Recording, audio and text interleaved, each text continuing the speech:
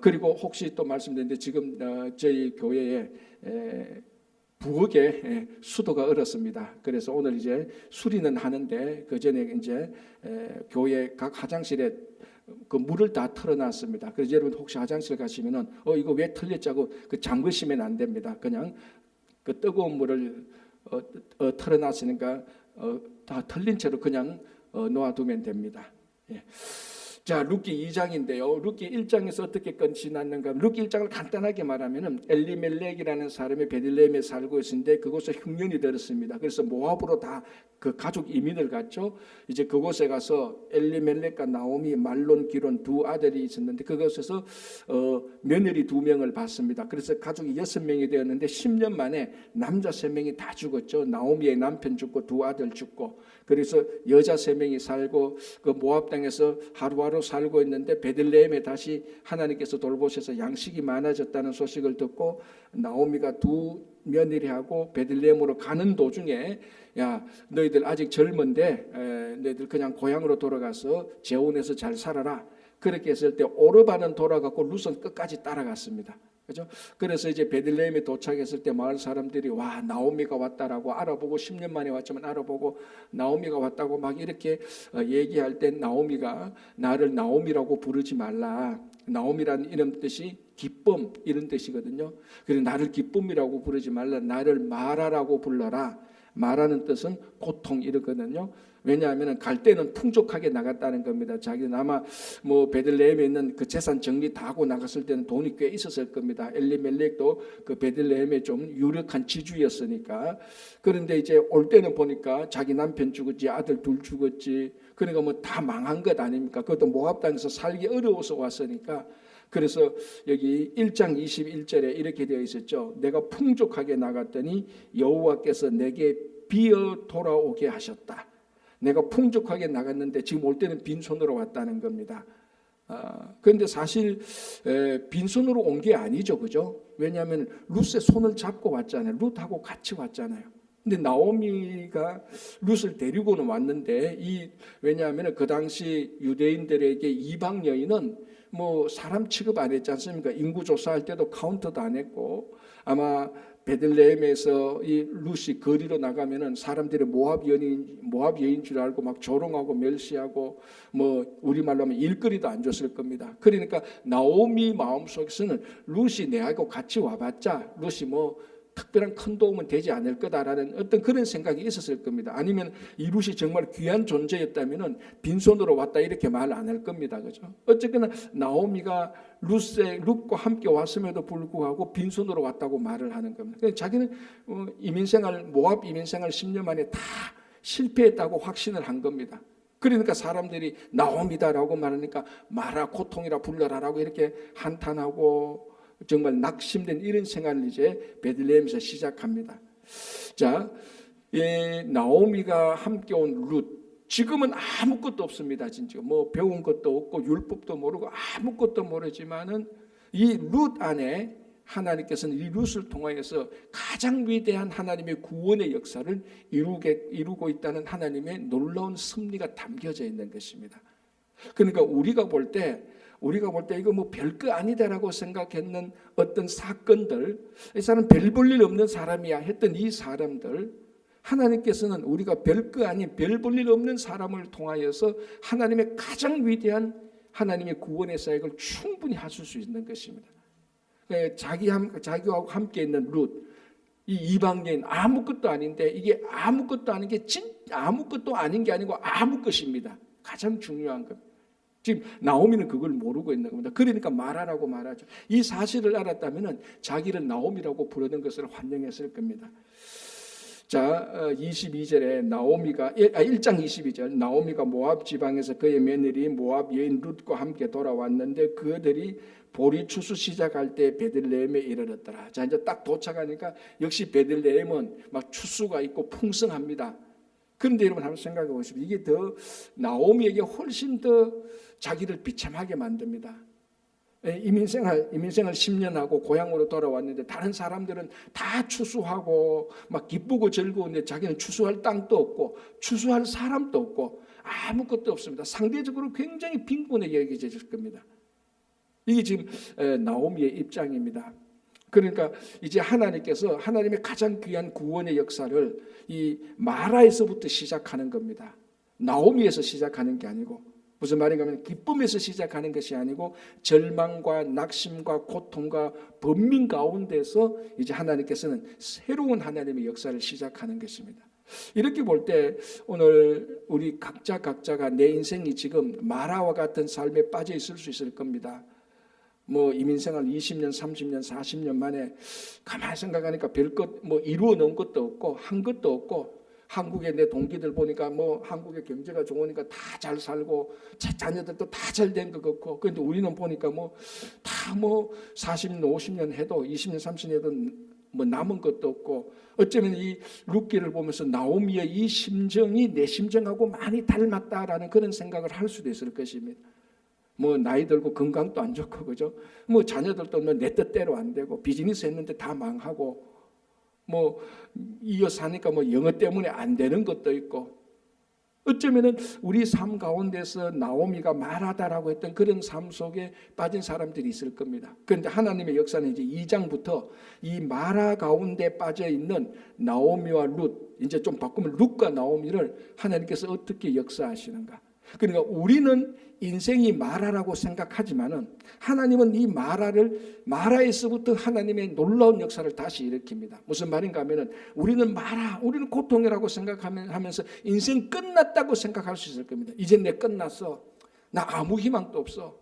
내가 여기서 뭘 어떻게 더 할 수 있을 거야 라고 생각하고, 우리는 이 마라라는 이 상황에서 인생이 끝났다고 생각하지만 하나님께서는 이제부터 시작이다라고 말할 수 있을 겁니다.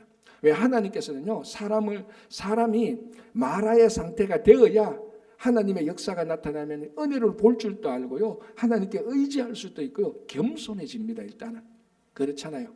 모든 사람은요, 이게 등 따시고 배부르면 절대로 겸손하지 않습니다. 사람이 이게 마라 상태에 빠져야 하나님의 은혜가 은혜인 줄 알고, 다른 사람의 조그만 도움이 진짜 이 호인 줄 아는 것이지, 뭐 등 따시고 배부르면요 사람 무시하고 자기 뭐 목소리 높이는 게 일수 아닙니까? 나오미가 이제 마라에서부터 시작하는데, 자 이제 어떻게 시작하는가, 이제 2장 1절을 보겠습니다.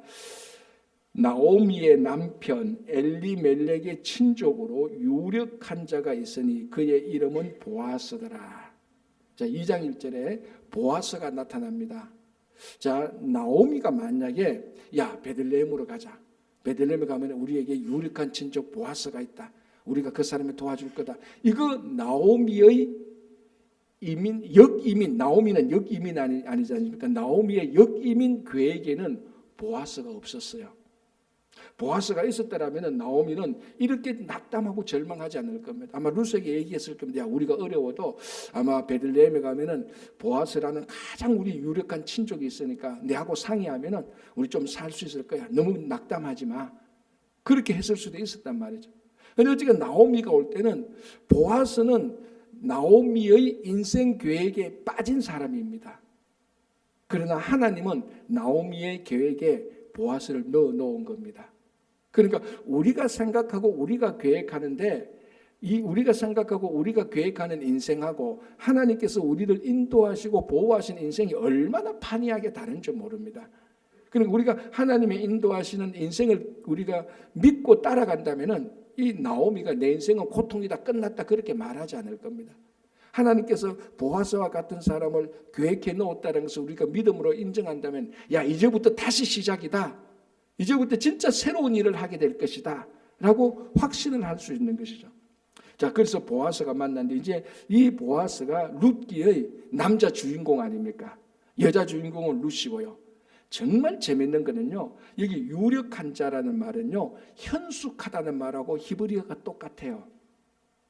그러니까 이거는 남자니까 유력하다고 그랬지, 만약에 보아스가 여자였다면 어떻게 말했다고요? 그의 친족으로 현숙한 자가 있으니 이렇게 나왔을 거란 말이에요. 그러니까 우리가 잠언에 제가 말씀드렸겠지만 잠언 마지막 장은, 잠언은 지혜의 장이고 지혜의 마지막 장은 현숙한 여인으로 끝난다 그랬습니다. 그래서 그 지혜가 구체화되는데 현숙한 여인에서 하나님의 지혜가 다 드러나는 겁니다. 눈에 보이도록. 그래서 그 현숙이라는 히브리어하고 여기 유력이라는 단어가 똑같습니다. 그래서 제가 어제 하면서 생각나는데, 여러분 혹시 손자 손녀 넣으면 아들 놓으면 유력이라 하고 딸을 놓으면 현숙이라 하십시오. 히브리어가 다 똑같은 말이에요. 그러니까 여러분 딱 벌써 감이 잡히죠. 룻하고 보아스를 가리키는 말이 똑같단 말이죠. 이 둘 사이에 썸씽이 일어날 거라는 거죠. 그래서 남자니까 한국말로 유력한 자다라고 번역을 한 겁니다. 그러니까 이 죄송합니다. 보아스를 보면은 잠언의 모든 지혜가 보아스 안에도 똑같이 나타나는 겁니다. 예, 룻 안에 나타났듯이. 그래서 유력한 자가 있다라고 이렇게 얘기하는데, 이 유력한 자는 나오미 집안에 있었던 3명의 남자 다 합친 것보다 훨씬 낫습니다. 엘리멜렉, 말론, 기론 합친 것보다 이 보아스가 훨씬 뛰어납니다. 자, 여기서 보아스가 여러분 이게 성경 좀 아시는 분은 나중에 솔로몬 성전을 지으면 성전에 2기둥이 있죠. 2기둥 이런 게 뭐죠? 야긴과 보아스. 그 보아스하고 똑같은 겁니다. 보아스 뜻이 뭐죠? 여호와께 능력이 있다, 여호와께 힘이 있다는 겁니다. 그래서 성전을 세우고 야긴과 보아스를 세우면서 보아스 기둥을 세우면서 이 보아스가 이 성전의 주인인 여호와께 능력이 있다라고 보아스를 한 건데, 그 보아스의 이름이 이 보아스하고 똑같은 것입니다. 그래서 여기 또 그러니까 유력한 자의 이것이 남성 명사로 쓰이면요 어떻게 되는가 하면은, 그 당시에서 유력한 남자가 유력하면은 재정적으로 유력한 사람이고 지도자급입니다. 그러니까 보아스는 지금 이 베들레헴에서 최고 지도자급에 있는 사람인데, 여기 유력이라는 히브리어 단어는 기보로 하일이라는 단어인데, 지금 이 시대가 사사시대 아닙니까? 그죠? 사사시대 때 기보로 하일이라는 유력이라는, 그러니까 기보로 하일, 한국말로 유력, 이 단어를 썼던 사람이 기드온하고 입다입니다. 그러니까 기드온이 유력한 자고 입다가 유력한 자입니다. 기드온하고 입다는 다 사사였지 않습니까? 그러면은 이 사사에게 붙이는 이 형용사를 지금 보아스에게 붙이고 있습니다. 그러니까 보아스가 어느 급이라고요? 사사급이라는 겁니다. 단지 이방인들이 쳐들어와서 이방인들을 물리치고 이스라엘 백성들을 정치적으로 군사적으로 보호한 그런 사사는 아니지만은, 베들레헴에서 사사급 최고 지도자로 존경받는 그 호칭을 지금 보아스가 그대로 가지고 있는 거예요. 그러니까 저는 이걸 보면 참 아이러니한 게, 어떻게 해서 나오미가 자기가 베들레헴으로 돌아가면은 자기 유력한 자기 가까운 친족 가운데 보아스가 있다는 것을 왜 생각을 못했는지, 그게 이상하다는 겁니다. 이렇게 뛰어난 인물이 있는데, 자, 우리 이제 좀 이따가 뭐 오늘은 아니겠지만 우리 여기 룻기에서 가장 중요한 또 제도가 하나 나옵니다. 그게 고엘 제도지 않습니까? 기업을 무르는 자. 뭐 다 아실 겁니다. 앞에서도 제가 설명을 했기 때문에. 그러니까 유대인들은 한 가정이 어려움에 빠지게 되면 가장 가까운 친척이 의무적으로 그 가정을 살려내야 돼요. 예를 들어서 가장 가까운 그러니까 이 나오미의 가정이 지금 다 재정 파탄 다 났지 않습니까? 이민 갔다가 와서 뭐 살 길이 없습니다. 그러면 이 가정을 제일 가까이, 이 가정을 돌봐야 될 제일 가까운 친척이 이 가정을 돌봐야 됩니다. 요 돌보는 사람을 기업 무르는 자라고 합니다. 고엘이라고 말하는 거죠. 보아스는 나오미의 몇 번째 가까운 친척일까요? 2번째.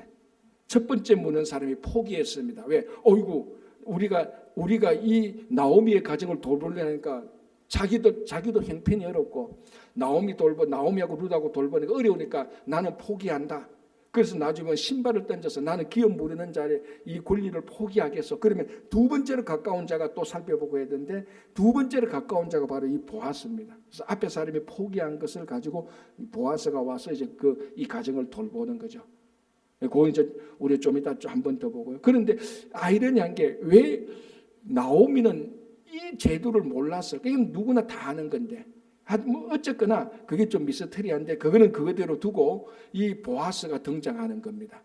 이 기업을 무를 수 있는 사람, 가장 유력한 사람, 사사급의 베들레헴의 최고로 지도자급, 최고로 존경받는 사람, 그 사람이 보아스라는 겁니다. 그러니까 나오미의 인생 계획에는 보아스가 없었지만 하나님께서 보시는 나오미의 인생 계획에는 보아스를 넣어 놓은 겁니다. 우리가 그렇지 않습니까? 우리 인생 계획이 원래 예수 없었는데 하나님께서 보시는 내 인생에 예수 그리스도를 넣어 놓은 겁니다. 그래서 어떨 때는 우리 인생이 우리 뜻대로 안 흘러가는 게 제일 큰 은혜예요. 우리 인생 내 인생대로 흘러가면 우리가 뭐 예수 믿었겠어요? 뭐 예수 안 믿고 내 좋을 대로 살다 그런 인생 망치는 거죠. 내 인생이 내 뜻대로 안 흘러가는 게 제일 큰 은혜. 하나님의 뜻대로 흘러가는 게 제일 큰 은혜죠. 그래서 유력한 자가 있던 그 이름이 보아스더라라고 해서 이 보아스라는 이제 인물이 남자 주인공이 나타나는 거죠. 자, 2절 보겠습니다. 모압 여인 루시 나오미에게 이르되, 여기서 그냥 루시라고 아직 안 하죠. 모압 여인이라고 딱 얘기합니다. 출신을 밝히고 이방 여인이라는 것을 얘기하는 겁니다. 모압 여인 루시 나오미에게 이르되, 원하건대 내가 밭으로 가서 내가 누구에게 은혜를 입으면 그를 따라서 이삭을 줍겠나이다 하니, 나오미가 그에게 이르되 내 따라 갈지어다 하미.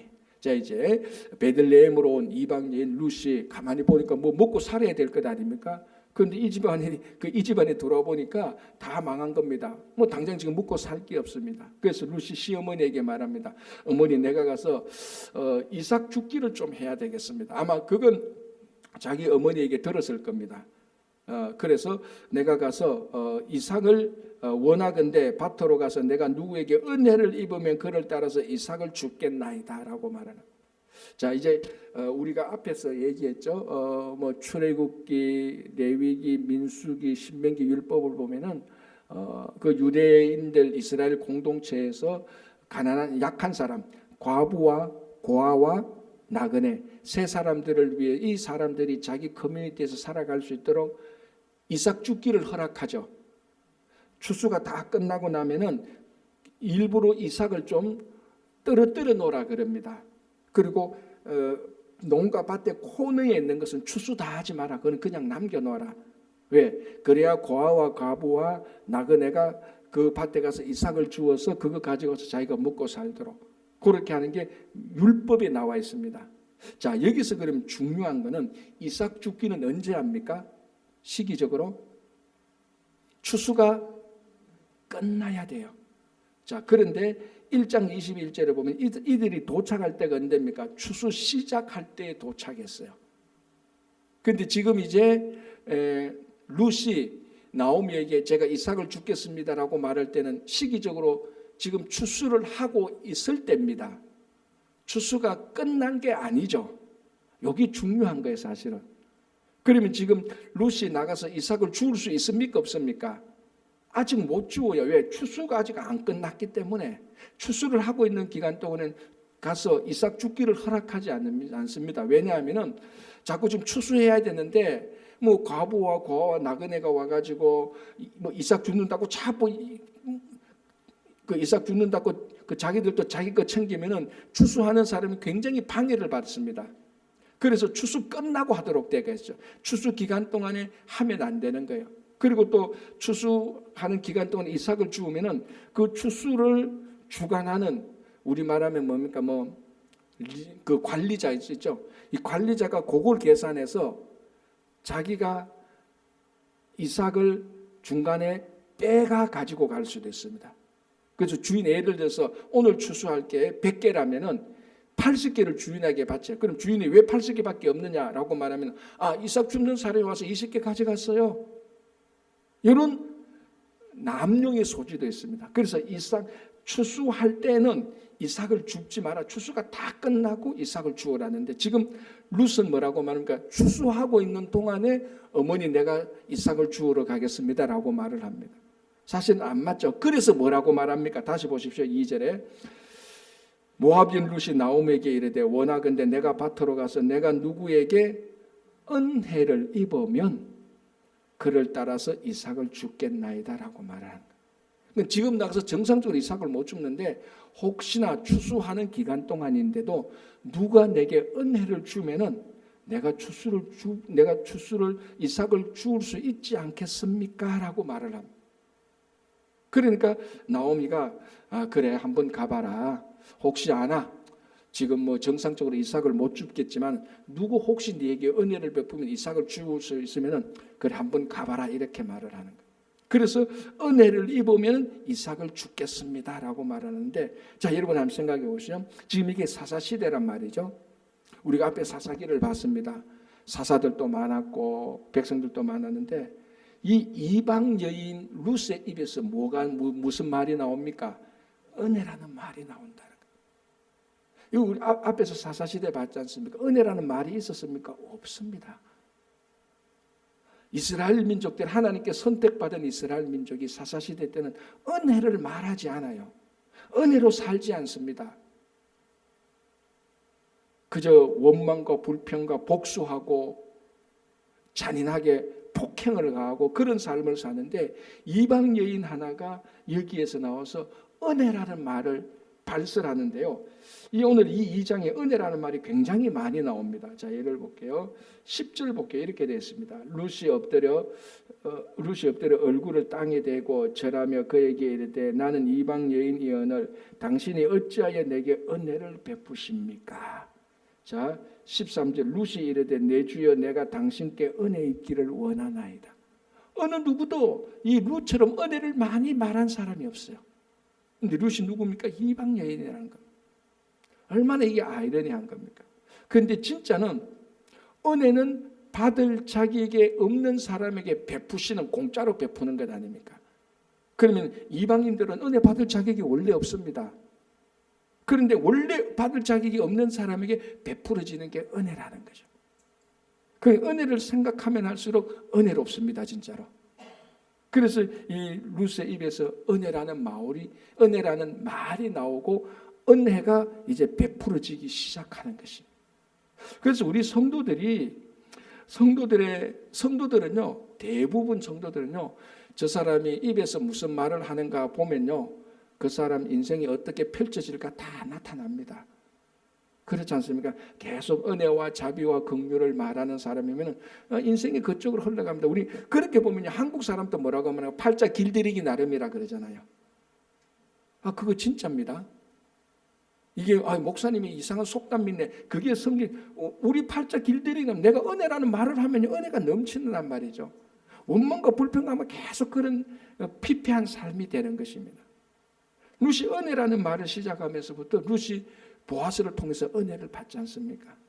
그죠? 그래서 은혜를 입으면 그를 따라서 이삭을 줍겠나이다.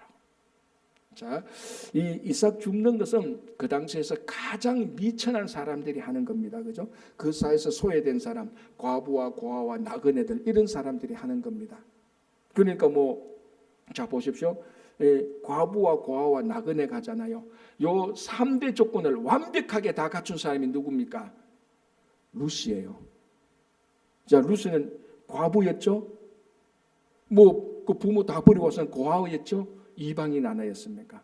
세 개 중에 하나만 해도 이삭을 주울 수 있는데 룻은 나쁜 자격 세 개 다 갖추었어. 여기서 과부와 고아와 이방인은 다 나쁜 자격, 안 좋은 자격이 있지 않습니까? 룻은 그걸 다 갖춘 사람이에요. 그러니까 그 시대에 가장 미천한 사람이 룻입니다. 가장 미천한 룻이 가장 미천한 일을 시작합니다. 이삭 죽기를 시작하는 거예요. 그리고 이것도 룻이 자기가 자발적으로 먼저 얘기하는 거예요. 보통 이 정도 상황이면요, 시어머니가 밀어냅니다. 야, 이 다 큰 딸내미가 여기서 뭐하냐? 우리 굶어 죽을 것이냐? 네가 이까지 와서 뭐하냐? 밖에 가서 뭐라도 이삭이라도 주워와라. 보통 시어머니가 며느리를 구박해가지고 며느리가 어머니 내가 어떻게 갑니까? 나 과부고 이방인다. 야, 가서 뭐라도 주워와봐. 이게 더 정상적인 가정입니다. 그런데 이게 뒤집혀졌죠. 며느리가 어머니한테 먼저 말합니다. 어머니, 제가 이삭이라도 좀 주워오겠습니다. 지금 이게 추수 때인데 혹시 압니까? 은혜를 베푸시면은 누가 이 추수 기간 동안에도 내게 이삭 죽기를 허락하실 것 아닙니까? 이게 나오미가 해야 될 일을 며느리가 먼저 말하는 겁니다. 은혜를 받으면. 그러니까 우리가 곰곰이 생각해 보면 이 룻이 자문의 지혜로운 여인이 맞다는 게 이제 드러나는 거죠. 자, 이삭 죽기는 가장 미천하고 가장 작은 일입니다. 그런데 우리 알지 않습니까? 이 가장 작고 미천한 이 일을 통해서 하나님께서 보아스와 룻을 만나게 해주는 겁니다. 가장 작고 미천한 일이지만, 사람들이 전혀 겉들도 보지 않는 일이지만, 하나님께서 그 일을 통해서 하나님의 역사를 운행하시기에는 충분한 겁니다. 사람이 위대한 일을 한다고 해서 하나님께서 그 일을 통해서 하나님의 역사를 펼치는 것도 있겠지만은, 가장 작은 일을 해도 하나님은 아무리 작아도 그 일을 가지고 하나님의 역사를 운행하시기에는 충분하다는 겁니다. 그러니까 우리 성도들이 아이고 내가 하는 이 봉사일이 너무 작은데, 여러분 그 일이 지금 하는 일보다 100만 배 더 작아도, 하나님께서는 100만 배 더 작은 그 일 가지고도 하나님은 가장 위대한 하나님의 일의 역사를 펼치는데 전혀 부족함 없습니다. 이삭 죽기, 이걸 통해서 이제 룻이 보아스를 만나게 되고, 룻과 보아스의 자손에서 다윗이 나오는 거예요. 그 일의 매개체는 뭡니까? 이삭 죽기라는 거예요. 우리는 이삭 죽기 그러니까 굉장히 낭만적인 이런 뉘앙스로 들리는데, 가장 미천한 일이 하는 겁니다. 우리말로 하면요, 참 죄송하지만은 펄르싱에 가서 쓰레기통 뒤지는 거하고 별반 다르지 않은 게 이 일이. 이삭 죽기 그러니까 좀 논밭에 가서 이삭 죽으면 되지, 그거 그게 아니고 펄르싱에 가가지고 쓰레기통 뒤지는 거하고 같은 일이라니까요. 그러니까 쓰레기통 뒤질 때 그 쓰레기통에 적당히 먹을 것을 좀 남겨두라는 겁니다. 그 쓰레기통 뒤에 남은 거 그거 가지고 먹으면 얼마나 미천하고 비참한 일입니다. 근데 하나님은 그거보다 더 미천해도 하나님의 일을 하시기에 충분하다는 겁니다. 그러니까 내가 얼마나 위대한 일을 해야 하나님의 뜻을 이룬다, 그것도 있을 수 있죠. 에스더처럼 나라를 구할 수도 있습니다. 그러나 룻은 이삭을 줍는 것을 통하여서 하나님의 위대한 역사를 만들어낼 수 있는 것입니다. 그렇죠? 그래서 그를 따라서 이삭을 줍겠나이다 하니 나오미가 그에게 이르되 내 따라 갈지어다. 제가 아까 말씀드린 건 여기서 참 이걸 시어머니가 룻에게 야 먼저 가서 좀 해봐라, 그게 아니고 룻이 먼저 말했다는 게 너무나 귀하지 않습니까? 룻도 압니다. 지금 자기가 베들레헴 밖에 나가면은 이 유대인들이, 이스라엘 사람들이 자기를 어떻게 볼 것이고 어떤 말을 할 것이고 어떻게 처신할 줄 아는 겁니다. 그래서 룻이 은혜를 받으면이라고 말을 하는 겁니다. 은혜를 받지 않고 밖에 나가서는 자기의 모든 일이 다 자기가 조롱받고 멸시받을 게 분명하다는 겁니다. 그럼에도 불구하고 룻은 은혜를 받으면 제가 가겠습니다라고 말합니다. 그러니까 이걸 볼 때 룻이라는 이 여인이 굉장히 우리말 흔히 하는 말로 하면 긍정적인 자아상을 가지고 있어요. 속이 약간이라도 삐뚤어지거나 약간이라도 부정적인 거 있으면요, 자기가 자발적으로 나가서 이삭 죽겠다고 말하겠습니까? 가장 미천한 사람이 가장 미천한 일을 해야 되는데, 여러분 한번 생각해 보세요. 다시 저 아프가니스탄에서 왔던 한 여인이 여기 와서 어머니 우리 지금 먹을 건데 제가 가서 펄르싱에 가서 쓰레기통이라도 좀 제가 뒤져서 그 먹을 만한 음식 좀 가져오겠습니다, 이렇게 말하는 거하고 똑같다고. 그런데도 여기 보면 하나도 꿀리거나, 우리 말은 꿀린다 그러죠. 이게 나쁜 말이 아니에요. 기가 죽거나 사람들 눈을 숨거나 그렇지 않습니다. 아주 긍정적인 자아상. 우리 성도들의 자아상이 이래야 되는 겁니다. 내가 미천한 건 미천한 것이고 연약한 건 연약한 것이고, 그렇다고 해서 내 속 심령조차도 그렇게 비참하게 될 필요는 없는 겁니다. 그래서 자, 이제 이렇게 해서 나오미의 허락을 받고 나갑니다. 3절, 룻이 가서 베는 자를 따라, 그러니까 추수를 하니까 추수를 베는 거죠. 밭을 베는 자를 따라 밭에서 이삭을 줍는데, 어쨌거나 어떻게 매칭이 됐어요. 베는 자를 따라서 밭에서 이삭을 줍는데, 아마 이 베는 자가 특별히 룻에게 어떻게 해서 이삭을 줍게 했습니다. 자, 보십시오. 3절에 우연히, 이 우연히의 동그라미를 치시기 바랍니다. 이삭을 줍는데 우연히 엘리멜렉의 친족 보아스에게 속한 밭에 이르렀더라. 마침 밭이 많지 않습니까? 가는데 보니까 아마 이 베는 자가 가서 어떻게 만난지는 몰라요. 만났는데, 아니면 이럴 수가 있었을 거예요. 우리 플러싱에 가면은 이제 오늘 하루 일하러 가야 될 필요한 사람을 모으잖아요. 그러니까 많이 좀 하루 일용직이 필요한 사람은 플래싱에 이제 그 사람들 모여 있다가 차 타고 와가지고 오늘 우리 건축 현장인데 2사람 필요합니다. 그러면 2사람 내가 가겠습니다 해서 그렇게 이제 데리고 가는, 아마 그하고 비슷할 수가 있을 겁니다. 야, 오늘 누구 집에서 어느 집에서 배배는 자가 필요한데, 아니면 우리 저쪽 동쪽에 배배는 자가 필요한데 같이 가려고 하니까 뭐 그거 연관되어 가지고 아마 이 룻이 배는 자를 줄줄줄줄 따라갔는데 거기서 이제 이삭을 줍습니다. 어쨌거나 원래 허락이 안 됐는데 아마 아니면은 이삭을 주우라고 말했는지 옆에서 기다리라고 말했는지 어쨌거나 그 밭에 갑니다. 그런데 갔는데 한국말로 번역에 우연히, 사실은 저는 이 단어는 좋지 않다고 생각하지만 이게 일상화되었기 때문에, 이게 불교 용어인데 일상화되었기 때문에 성경에도 이렇게 썼을 겁니다. 그런데 우연히 갔는데 그 장소가 보니까 바로 보아스의 밭이었다는 겁니다. 자, 그리고 보십시오. 4절에 마침 보아스가 베들레헴에서부터 와서, 마침에 동그라미를 치시기 바랍니다. 이게 우연히 갔는, 한국말로 말하면 우연히 갔는데 마침 그게 보아스의 밭이었다는 겁니다. 이게 아무런 계획 없이 진행된다는 말이 아니고, 여기서 우연이라는 것은 사람의 입장에서 볼 때 우연히 갖는 것이고, 마침이라는 것은 하나님께서 마침 거기에 딱 맞춰요. 뭐가 맞아야 됩니까? 세 개가 다 맞아야 되죠. 장소가 맞아야 되죠. 그래야 만날 거, 보아스와 룻이 만나는 거, 장소가 같은 장소에서 만나야 됩니다. 시간이 같아야 돼요. 보아스가 매일 이렇게 왔다 갔다 하지 않습니까? 보아스가 매일 왔다 갔다 하지는 않는다고요. 할 일이 얼마나 많습니까? 베들레헴에서 사사급 지도자인데 그 밭에 와서 그 농사 잘하고 있는가 그거 볼 필요 없을 겁니다. 다른 일 많은데, 근데 마침 그날이 왔다는 거죠. 근데 마침 그 시간에 룻이 그 장소에 그 시간에 있었다는 겁니다. 그래서 룻과 보아스가 만난다는 겁니다. 세 개가 일치해야 되죠. 시간과 장소와 만나는 사람이 일치해야 되는 겁니다. 쉽지 않잖아요. 이게 사람의 뜻으로 볼 때는 우연이지만 하나님께서 볼 때는 마침 맞추었다는 겁니다. 그래서 3절과 4절에 하나님의 역사가 확실하게 치밀하게 진행되고 있다는 것을 우리가 볼 수 있습니다. 그래서 이 이삭 죽기 가장 적은 일, 아까 말씀 가장 미천한 일, 이걸 통해서 시간과 장소와 사람이 일치시켜서 하나님께서는 룻과 보아스를 통해서 하나님의 일을 시작하는 것입니다. 오늘 우리가 여기까지 보겠지만요. 그래서 우리 룻기를 볼 때 사사시대에 얼마나 아름다운 일이 일어났는지, 아니 어떻게 보면 하나님께서 다른 위대한 하나님의 역사를 준비하고 있는지, 그 일은 우리 입장에서 보면 아주 작은 일을 시작하는 데서부터 합니다. 이삭 죽기부터.